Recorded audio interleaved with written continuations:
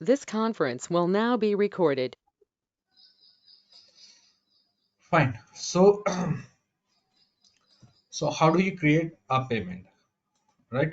So, how do you create a payment? You create a payment from the invoice workbench, so which is painful. Against that payment is specific to one invoice because you are triggering the payment from the invoice window itself, an individual invoice, right? So that one payment document, one check will be generated for each invoice, right? So there will be a situation like where a payment has to be made to a specific supplier, right? For the range of invoices that are due for that specific supplier, right? To accommodate that, so there is an option from Oracle side to make the payment for one specific individual supplier.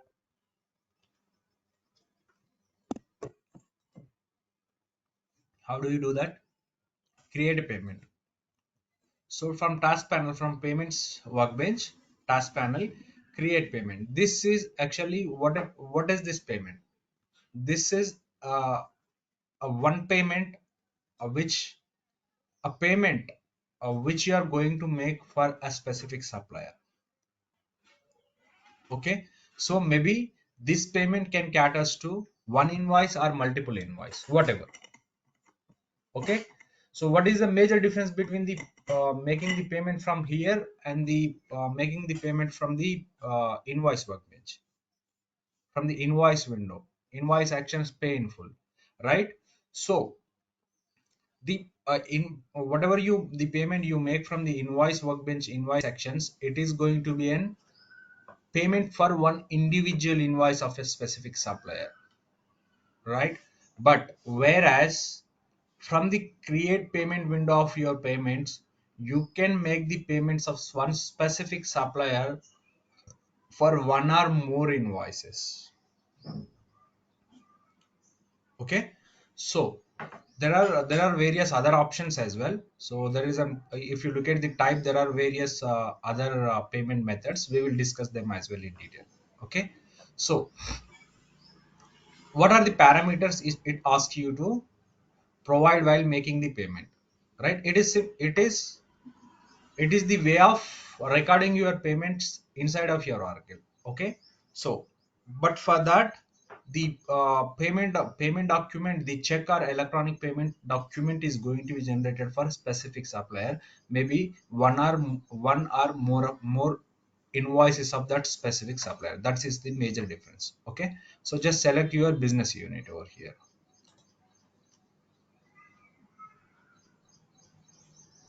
right?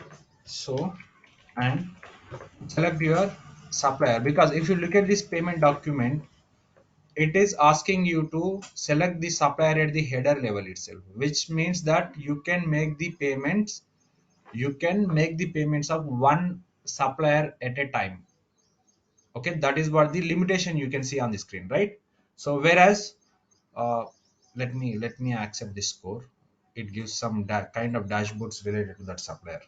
Okay, so whereas we have seen the difference from the making the payments from create payment and the we discussed the difference between the making the payment from create payment as well as the pay in full from the invoice options, right?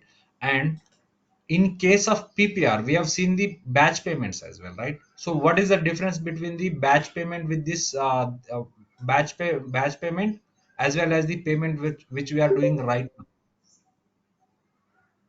Because the major difference here is the objective here is you can make the payments of one supplier for which caters for more invoices, one or more number of invoices, whereas batch payment is it is an automated process. Even the selection process also you can automate in first place, right? By way of creating the PPR template, right? Payment process request template, right? So once the payment process request is selected, all the default options including your bank and disbursement, everything will be automated, everything will be populated on your screen. You just need to run through the batch payment process, which involves various steps, right? And that batch payment contains the payment documents of one or more suppliers, right? Since we had in our batch payment, we had only one supplier and the one supplier related invoices. That is why you would always see one payment document. But for your practicing purpose, I would request you to create multiple suppliers, at least two suppliers to for your business unit, and try create the invoices for various the two suppliers and try to run the PPR. You would see the two checks gets printed on your view output. Okay, that is the difference, major difference I can say. Okay, select your supplier, the payment date on which the payment is going to be made. Okay, there are three options: quick, manual, and refund. By default, quick will be defaulted on your payment depend. Okay, what is the difference? This quick is nothing but your the one one way of making the payment. Okay, by default it will be taken, but the other two are different purpose. Okay, whereas manual is used for just for recording your payment process. Okay, let us say you by using the quick, you are going to generate a payment file, maybe a check, printed check, or maybe an electronic payment. Okay, let us say you have done a payment outside of Oracle. Okay, you don't want to print anything. Okay, let us say you have given a cash. I'm just taking a raw example. Okay, for petty cash expenses, you have made some cash payments. You don't need to print that check, right? You don't need to make generate a payment document for that, right? How do you record that? In that case, simply you can go for the manual payment. Okay, whereas in case of quick payment, it is going to generate a payment document by triggering some programs, and it is it uses its own features. Like there are I'll once I navigate into the invoice, I can you will come to know. Okay, there are interest invoices and interest invoice is there, right? Interest invoices, interest will be calculated, whereas in case of batch payments, as well as if your payment method is quick. Okay, if it is manual, the interest is not going to be calculated. That is one of the difference between these two. What is the quick and manual difference? Two differences I have told. One is manual payment method, where you use for the payments which you made outside of Oracle, which means you don't need to generate any payment document. That is one thing. As well as the quick payment is going to be used when you are making payment for once payment document for one supplier, and that payment also works on your interest invoice if interest concept is enabled. Again, what is an interest invoice? Right? There are some cases where you have procured some material from one of the supplier, and on the due date you are supposed to pay. Let us say on the due date you haven't paid the you haven't paid the payment, you haven't made the payment. After 1 or 2 months you are making the payment. For these two overdue payments, 1 or 2 days, 1 or 2 months, the supplier may ask you to pay the interest for these days. So in that case, how the interest has to be calculated? For that, you need to set up, you need to configure something. Okay, if the configuration in place, while making the payment, the interest itself is get calculated and invoice will be calculated. That is a different process. We will see that as well. Okay, but the objective I want to tell you is, by using the quick payment, you can even generate the interest invoice as well. What is the refund payment?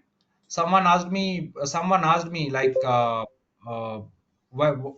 have a prepayment invoice for which excess payment prepayment invoice, uh, which how do I get that balance back, right? Whether can I go for an credit memo or debit memo? That was the question that was raised, right? So for and maybe a prepayment invoice, it is an advance to the supplier, right? So maybe for that, what we do, we create a credit memo, right? Maybe see the suppliers, whatever the refund you have, the supplier balance that needs to be refunded. That is one way. As well as there will be cases where debit memo and credit memo, right? What is a debit memo and credit memo? Where the supplier has already sent an invoice for which you made the payment, maybe made the payment or may not made the payment, but that is an over invoiced, or maybe some of the material you have already written for which you need to receive the credit, right? So if that credit memo or debit memo exists for that specific supplier, against that the credit you have to receive. How do you receive that? How do you record that? By way of refund, by way of creating the payment type as refund. Okay, we will see that as well. Let us proceed for the quick payment.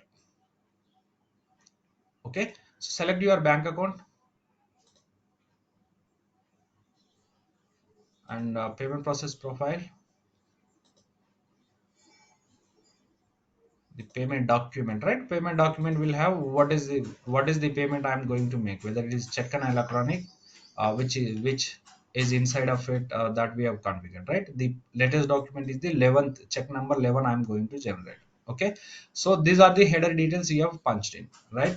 Next, what all invoices I'm going to make payment for this specific supplier, that you need to select.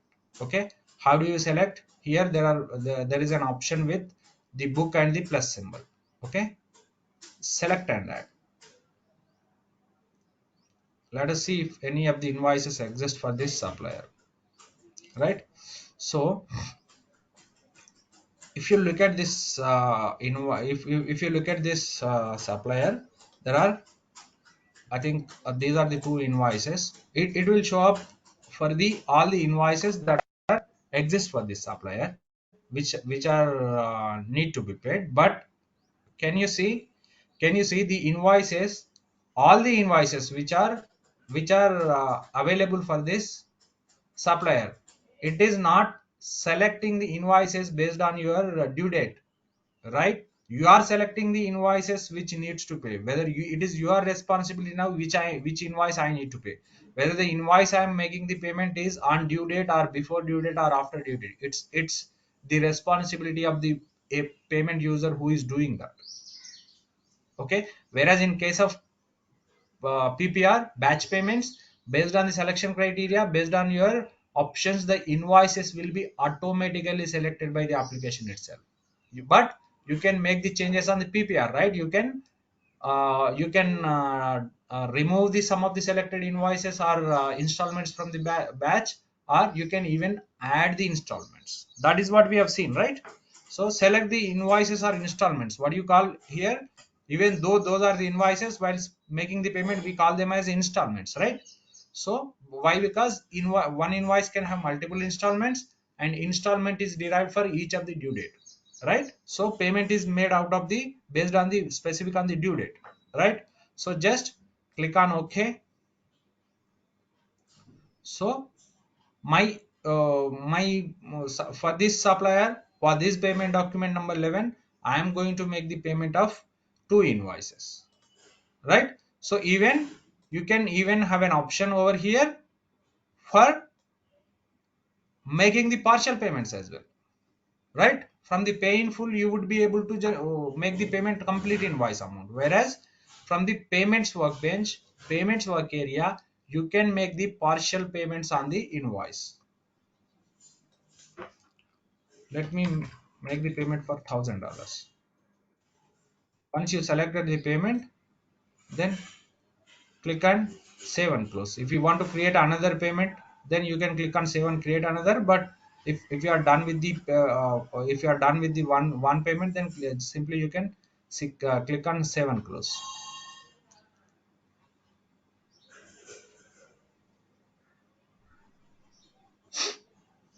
Right, the payment is generated now.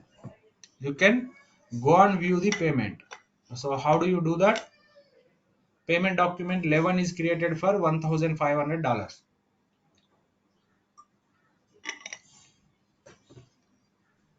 Right, how do you go and view the payment? Task panel, manage payments, right? So you can give the payment document number, if you remember whatever you have seen on the screen, or you can search with the payment date, whatever.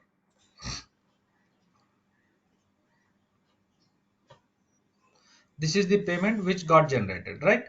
So for that you can go and view the payment. These are the payment details, right? You can even account this payment. Post to ledger, this is the tab, this is the option to post your ledger. post to your ledger, which means it creates a journal and it transfers to GL and it even posts the journal in your general ledger. That is what the post to ledger option, right? So what is the accounting entry it got generated? You can see the payment account to cash clearing, liability to cash clearing. Payments created is the event. Okay. So there are other options. Why initiate, stop, and reissue. Did we this we discussed. So once the payment is done, you can do that as well. All right. So this is one way of, this is the making of payment, right? So let us go and do manage. Sorry. Let us go and make a payment for manual payment.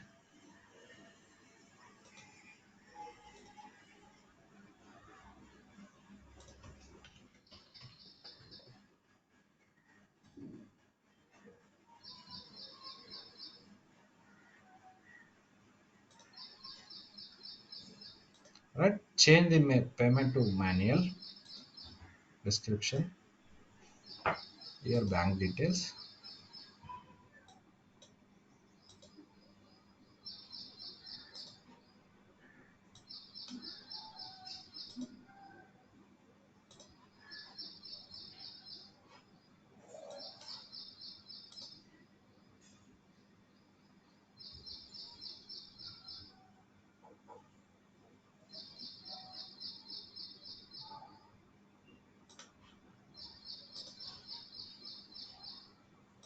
So I can make the payment, right? This is how the process remains same. It is just a different type of payment. For generally you will be using the manual payment for the payments which you record to make the payments outside of your archive. That is what the major difference, nothing else. Okay. Another thing we'll see, the another payment method we will see is the refund payment. Let's see if we, I think we have a credit memo. Let's see.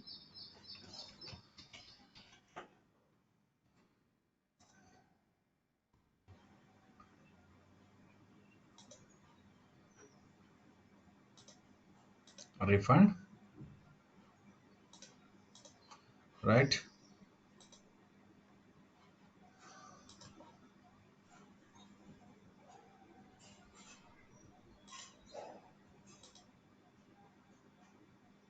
Payment method. Please check why this payment document is not running. Let me see.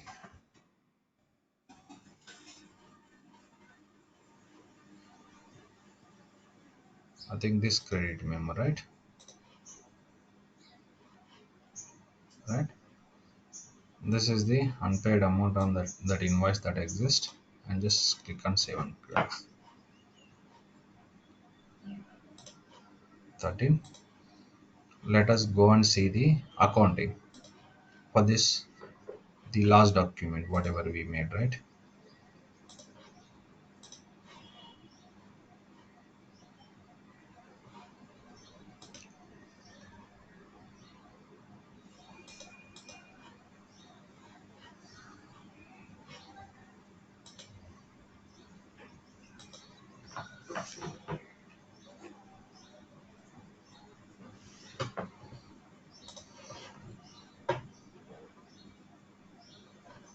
What is the difference that you can see on the accounting side? Because we are a refund, which means we are receiving cash back into the organization, whereas making the payment we are paying the cash, right? Earlier the liability account used to be debited, but whereas in case of cash we are receiving, right? It is an opposite kind of transaction where we are, the excess payment has been done to the supplier and this excess payment has to be refund back into my organization, and that refund I have to record in my application, right? That is why the cash clearing account is getting debited and the liability account is got credited. If you see, this is the reversal accounting entry for refunding. Okay, you can make a note of this accounting entry as well.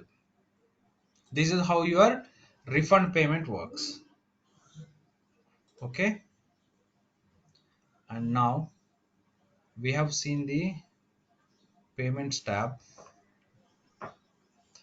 So there are various other options: created electronic payments, printed payment files. These are just to generate the create printed payment file. Let me do it. It is just for your see while making the payment, while making the batch payments, what we did. So let me up on this one as well. Anyway, we have the one payment, right? So anyway, so what is the difference between this is create a printed payment file. So what it is, it will do is create printed payment file task from the task panel. This is what is the difference between why you need to trigger this program is because when you are making the batch payments, PPR, we are we have an option called create the payment file automatically checkbox, as well as we are printing the payments. Once the payment is generated, file is generated, we are printing from the PPR itself, right? So but whereas we created the quick payment that we seen some time back, how we are going to print that check, right? We didn't print that check, right? For the quick payment whatever we made, that check hasn't been printed. How does that? Before printing, a payment file has to be generated, the physical, the soft copy has to be generated, right? That is how this copy is going to be generated. Create printed payment files. Okay, so what disbursement account you need to make the payment? This is my bank account. For payment, I want to use today's date. This is the payment document, whatever the invoices which are has, right? Print now and printer name that you need to select. I don't know whether if it works because we don't have printer configuration. Let me try. No, it is not going to work because we don't have the printer configuration, right? But this is how you make use of the check printing for the quick payments that you generate. Okay, so you how you need to do, what you need to do: task panel, create printed payment files. From here you can go into that navigation, and it is basically it is a request will be submitted to the application by providing some parameters. What are those parameters values? The disbursement bank account from which you from whatever the bank account which you made the payment, that bank account details, and what specific payment document related payments you want to print. These are the two mandatory options, but optionally you can further limit your search criteria. Maybe specific business unit related payments, or maybe specific legal entity related, or maybe the payments made between your specific date range, right? There are other options that you can use of. Okay, so this is one of the option. And from the payable side, payment side, we are almost done. From the specifically from the payment workbench, hardly there are positive pay file and electronic payment that I will show later. That is, those are used when you are using your banking integrations. Okay, so from the invoice workbench, there are certain other invoice types which we need to see the process flows. Okay, so now what we will see is multi-period accounting. What is a multi-period accounting? Okay, so multi-period accounting is basically an invoice amount, or an invoice an expense which you incurred, and which for which the services are going to span for multiple periods, right? Let us take as an example your insurance premium, or your warranty fee that you pay, right?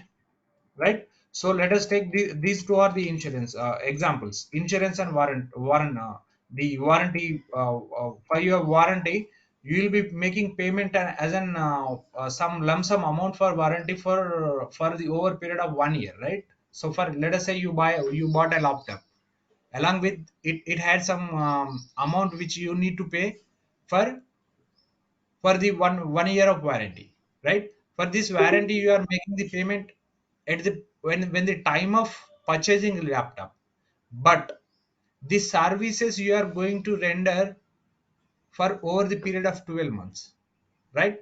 Even that expense also has to be booked in your books of accounts to the proportionate into that extent proportionate, right? Otherwise your financials are incomplete. It is wrong way of representing your financials, right? Same way insurance is also one of the example. Maybe your insurance you are paying uh, you are paying monthly, quarterly, half yearly, or yearly. But if it is monthly, there is no issue, because for each period you are anyway you are creating an invoice. But what if you are paying an insurance premium quarterly, half yearly, or yearly, right? If you are paying yearly, the premium which belongs to the premium, whatever your premium you are paying is belongs to for the 1 year, right? That premium has to be accounted whatever the as an insurance expense for each of the period, right? Let us say you are paying an insurance premium of $1,200, and that covers for 1 year, and this $1,200 has to be expensed in your books of accounts, 100 for each dollar, $100 for each month, right? So if you do not account, if you do not book your books of accounts with disproportionate, what happens? Your insurance, your expense accounts in the Jan, let us say you are making the payment in Jan, your expense, your books of accounts says that 1200 I have as an expense or insurance expense accounts in Jan, but you cannot see, you won't see any the relevant representation in each of month, right? So which is actually not the correct way of representation, accounting representation. Okay, to facilitate such kind of business requirement, Oracle has given an business process called multi-period accounting. Okay, so what happens when you are working on, when you are using the multi-period accounting? Okay, so initially what happens, the when you are I'm taking this insurance as an example. For 1200 I'm making payment as an advance, and the my objective is for the rest of the period, $100 has to be expensed over the period. Okay, so what happens here is you are going to create a multi-period accounting invoice, an invoice with the multi-period details. So initially what happens when I'm creating an invoice, it puts the 1200 is going to, invoice will be created for $1,200 by putting this account into an accrual account. Accrual, which means a kind of an advance account. Accrual maybe insurance advance.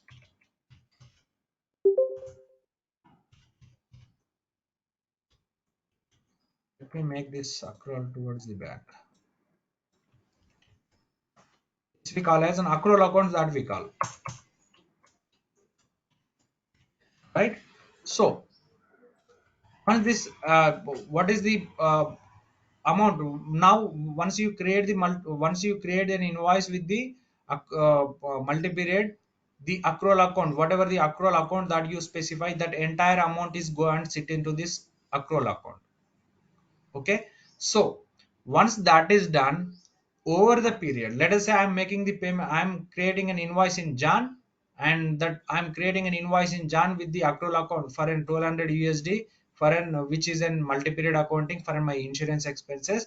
And while creating the invoice, we need to specify that accrual account. I'll show how do you do that. But so the objective here is, initially this account amount is going to be placed on this account. Okay, once the amount is being booked into this accrual account, then once the time pass on, right? Once you are, if you are in Jan, so you need you are in Jan, only $100 has to be booked into my insurance account, right?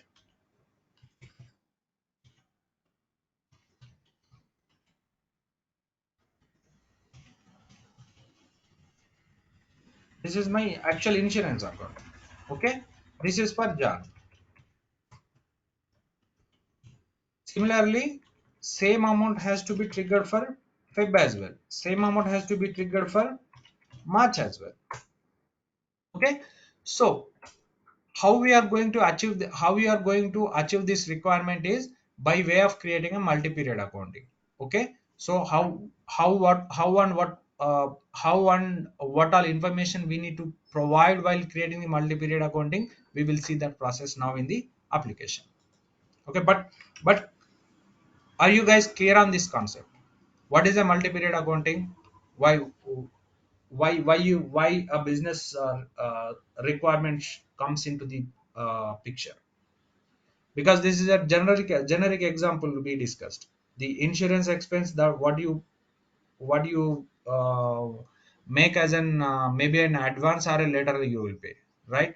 Even for the warranty as well, when you procure something, you will be making some amount as an warranty, for which the services you are going to get over the period, right? So for that purpose, for that case, in that case, the expenses has to be booked into the relevant account according to the accounting standard. That why this situation comes, because the accounting standards, the accounting rule itself says that you cannot book an invoice, uh, uh, you cannot expense something for which you are servicing, for which you are getting services over the period. That is what the accounting standard it tells. According to that, you need to record your books of accounts. That is why this the generally this requirement comes into picture in your accounting side. Okay, so the process remains same. I'm just creating an invoice.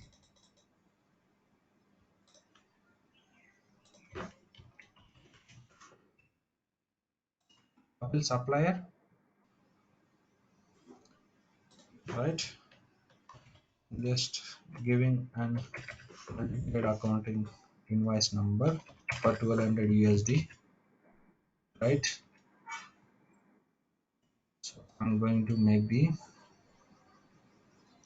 invoice amount as 1200, and here I am going to give the distribution. See, if you look at this example, there are two distributions which we are talking, two accounts which we are talking, right?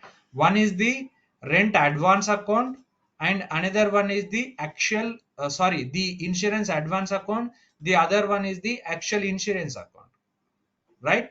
See the how the process happens. Initially this entire amount is going to be booked into this advance account, and later on for each period the proportionate of insurance expense has to be booked into that specific account. That is what is the objective, right? So let us go and see, we if we have a rent or insurance account, let us go and see whatever the account we have, we will use that.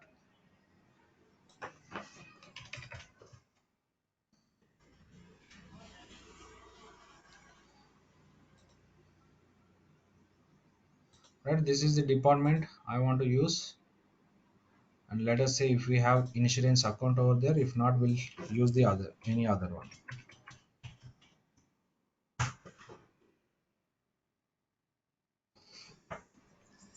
Okay, let's take the insurance, but I don't think we have an insurance advance account, but we'll use the other account as an advance account. Okay,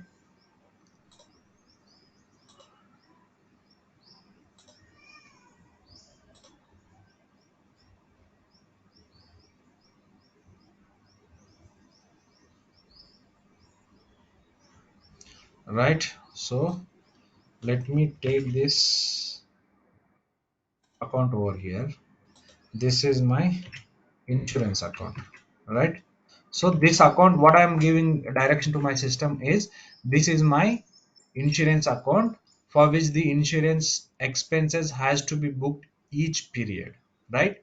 But what we discussed, this is an since this is an advance which you are expense which you are a lump sum expense account which you are making payment, but for this payment you are going to get the services over the periods. So what we say discuss, this is an another advance account that we will be booking in this amount, which we call as an generally we call them as an accrual accounts. Okay, so where do you give that details?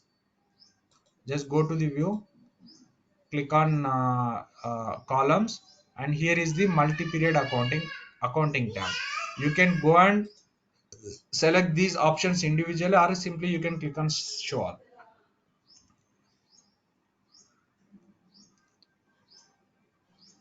right?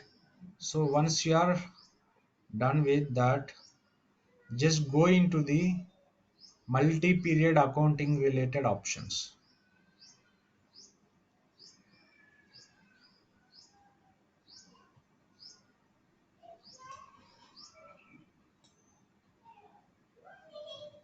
I think it is, yeah, here can you see multi-period accounting? Here what it is saying is start date, end date, and accrual account. These are the three options that are exist on the invoice lines for the tab called multi-period accounting, right?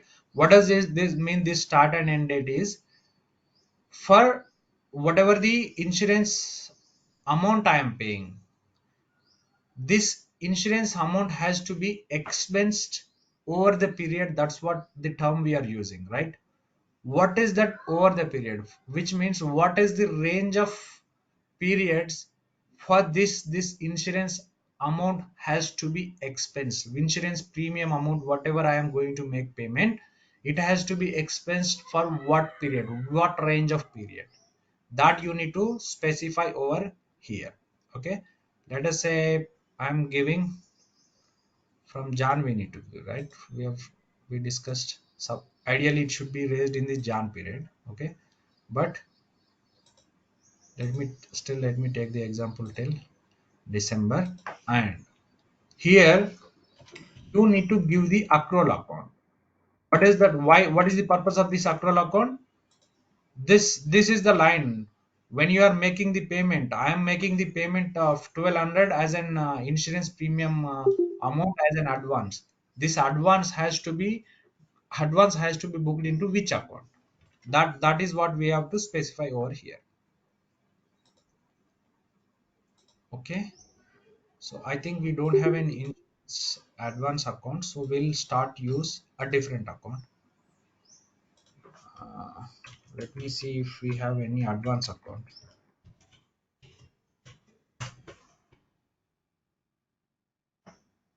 Uh, okay, okay. Let us treat this as an insurance advance account.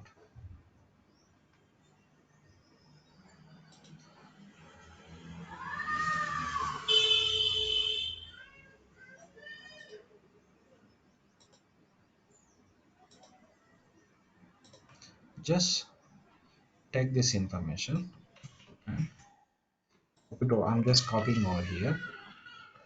I have provided the multi-period accounting related information. What is my expectation here is by providing these details is initially the entire amount whatever 1200 has to book into this accounting, and later on for each period for each period the account to the extent of the amount, here it is $100 has to be booked into this expense account. Initially it has to book it 1200 has to book into this multi-period whatever the account that we specified at multi-period accounting, and the later it has to book into the expense account. That is what we should achieve now. Okay, just save it,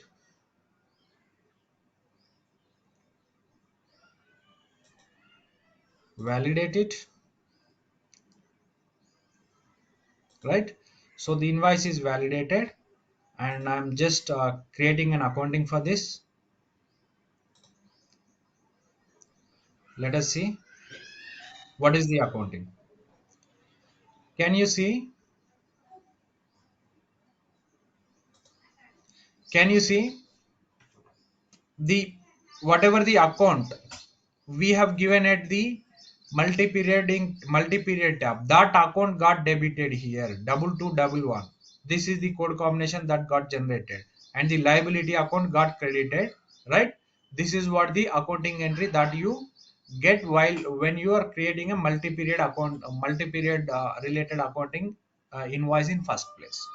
Okay, now, so we are making the payment. You need to make the payment. I mean, to generate the multiple invoices, once you create an amount, obviously you will be making the payment, right? So just make the payment. Just to avoid the confusion, I am making this step. It is not required. You can proceed further, but just let me do this step as well.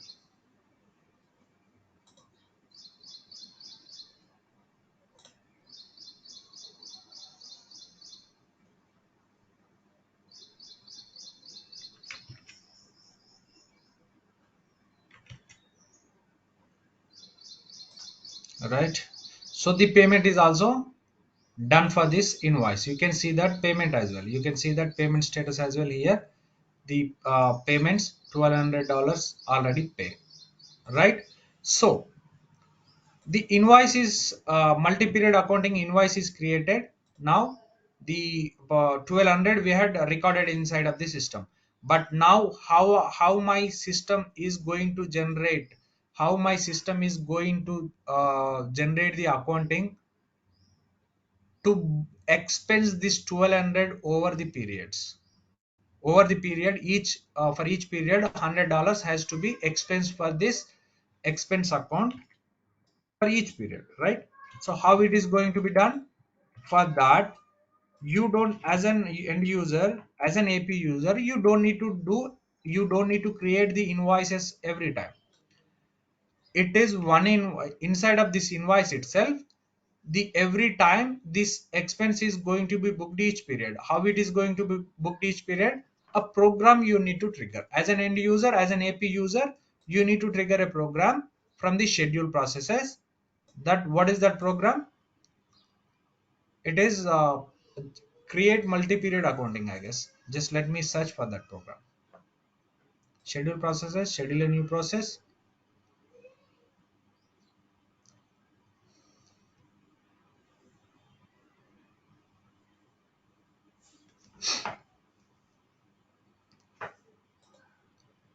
Go here, search for the program.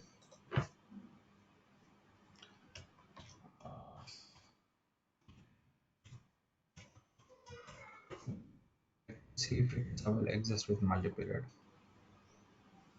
I think generate multi-period accounting or something will be the program.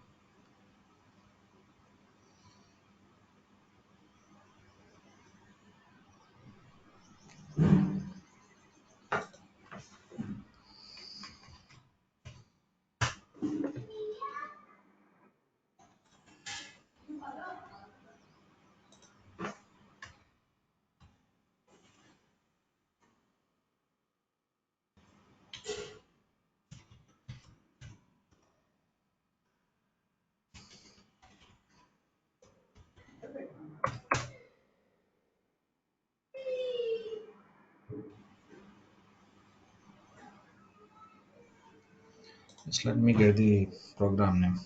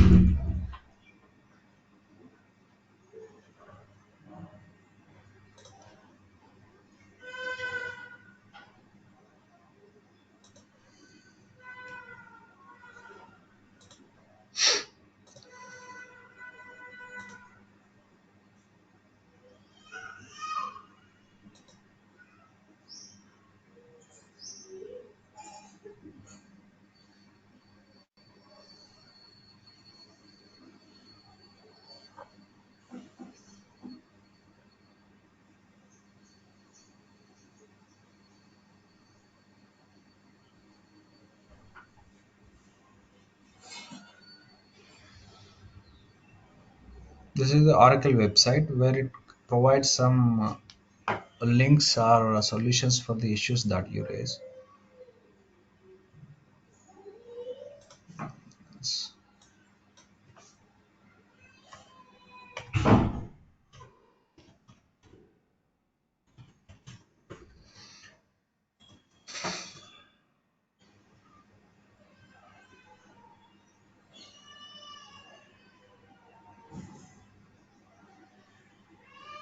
See, create multi-period accounting is the program. I don't know why it is why. Acha. Okay. I I I searched with the different string, I guess. Okay. Create multi-period accounting is the program that you need to trigger, submit it, and it will ask you some parameters for what subledger application. What is the subledger we are working on? Payables, and based on your data access set, the ledger is going to be populated. For me, I'm working with the user Apple, and for that Apple user I have provided the data access Apple US ledger. That is why it is populated. For you, it will show up your ledger name. Okay. And the for which accounting period I want to generate this the multi-period accounting, right? So for Jan 23, accounting mode final, transfer to GL. I'm making an option to transfer to GL, yes and no. What does it mean is it create whether it should transfer, the journal should transfer to GL or not. These are the two options. If yes, it transfers. If it is yes in post, even for post also yes no. If it is yes, the journal also get posted in GL. If no, a journal will be created but not posted. You need to go into GL and you need to post that. These are the two options that you see in the SRS window. Okay, the program submission window. Right, just click on submit.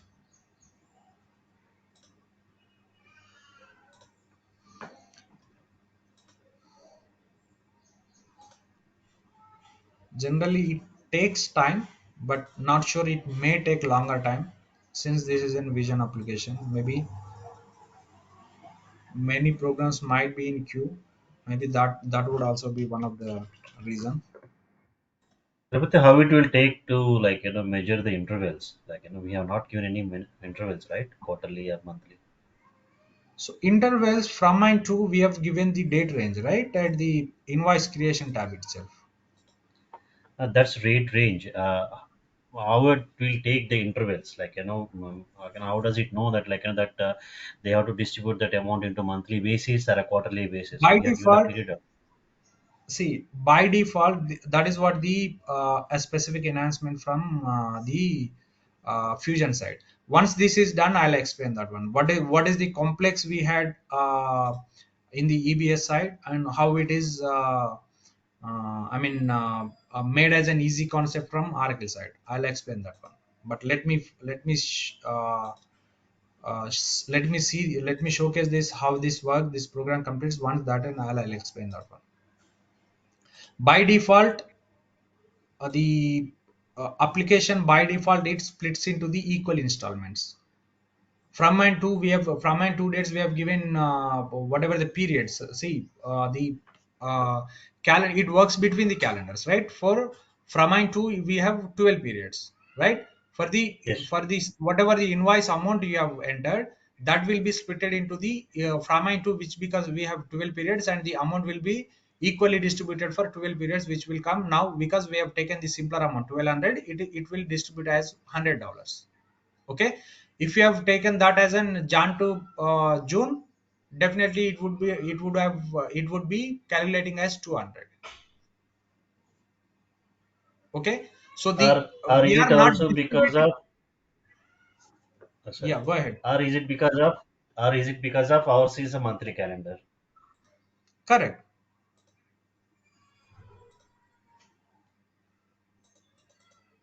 Okay.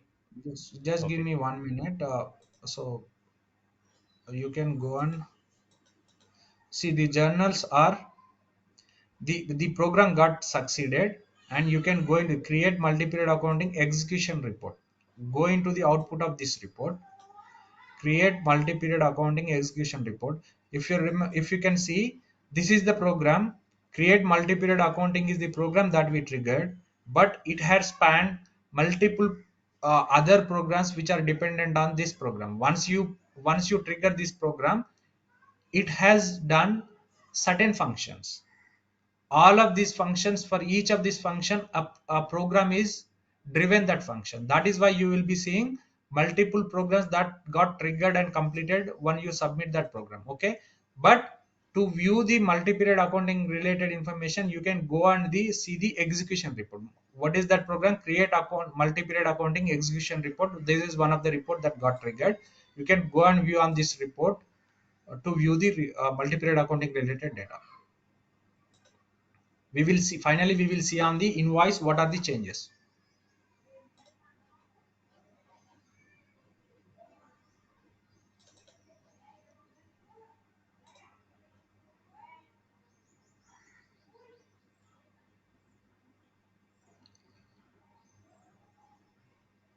So can you see this process?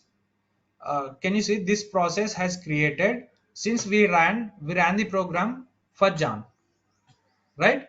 So it has created invoice, and that invoice is generated. That expense is being accounted to the right expense account, to the proportionate of that to the proportion of that periods. So from the 1200, for 12 periods, $100 has been booked for the Jan period to the right expense account. If you see from my Excel, this is the insurance expense account I have claimed as, and this is the advance account I have claimed as, right? Initially what happened, the 1200 initially the 1200 got booked into this account, right?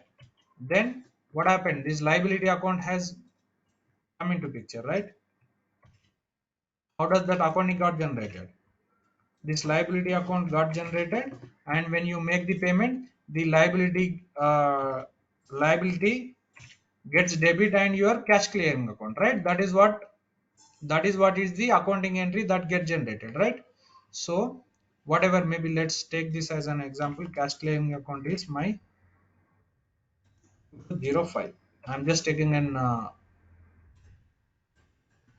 example, as an example. Okay, so till now, before we trigger the program, this was the accounting got generated, right? So where this amount, entire amount, got and set into this 2211 account.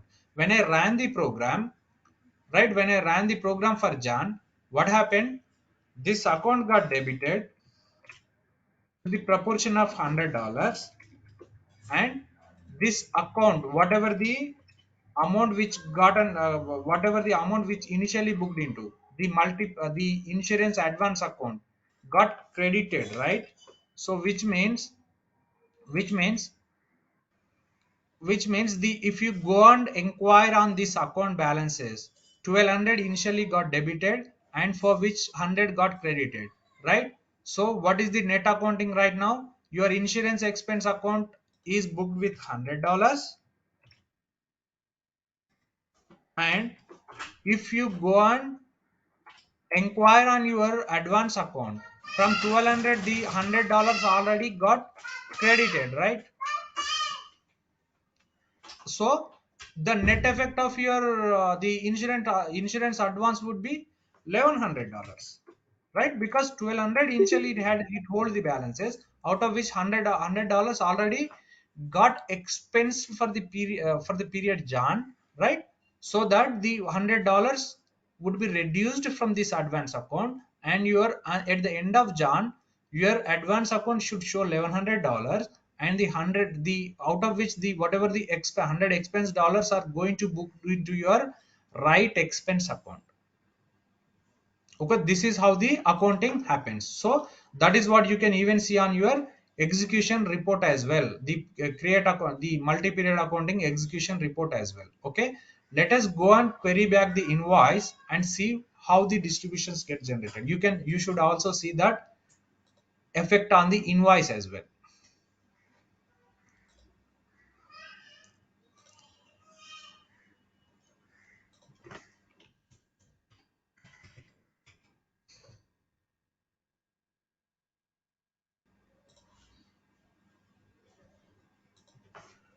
sorry, should be multi-period, right?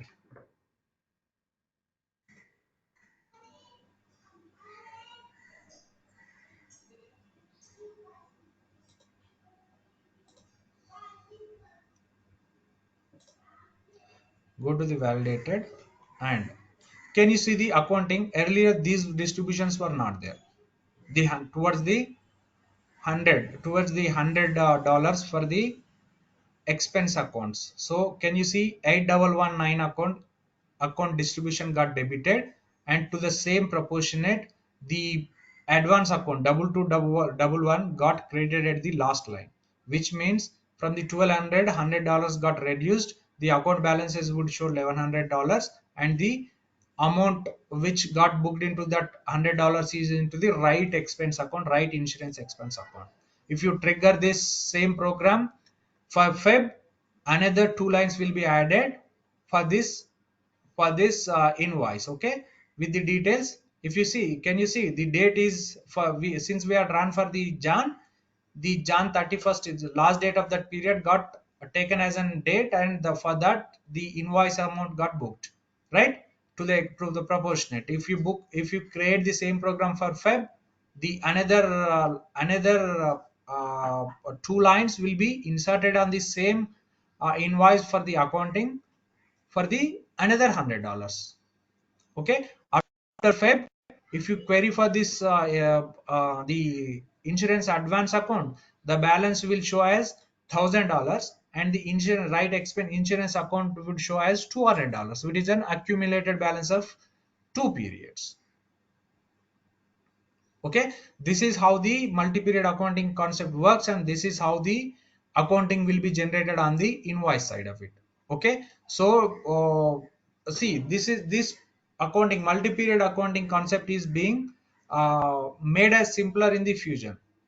Okay, so for this, the see the entire process whatever you see, the entire process whatever you see on the this multi-period accounting is being automated, right? So how this is automated? So what program, what event is triggering this calculations? When you are triggering the program, out of which one of the parameter is create accounting, right? So create accounting will be having its own events. Okay, so if you look over here, so if you look over here, here is the item expense deferred item. So these are the different event types that we call as events, and the event classes and types that we call in accounting side of it, subledger accounting method. Okay, so in these rules the proportionate how it has to be distributed will be written as a condition. Okay, by default the SLA is going to treat, the subledger accounting method is going to treat whatever the date range you give as an from and to date, as it takes as an base, and between those dates it will distribute that amount equally for the number of periods. If you have something different in the requirement, you need to customize for the subledger accounting method. But in EBS, during EBS days, this is one of the tough job we used to do. By default this concept was not there. Whatever you see on the lines, right, while creating on the invoice lines, you had an option to go into the multi-period accounting, and where you had an option to give the accrual account, right? The rest of the things are automated by in the accounting. But in days of EBS, the entire thing by default this function is not addressed in the subledger accounting. If this function has to be, if this business requirement has to be met, then we need to customize the subledger accounting method as an additional task. That is what we used to do in EBS times. But in fusion, by default it has been addressed in the subledger accounting method with the default option of equal installment methods.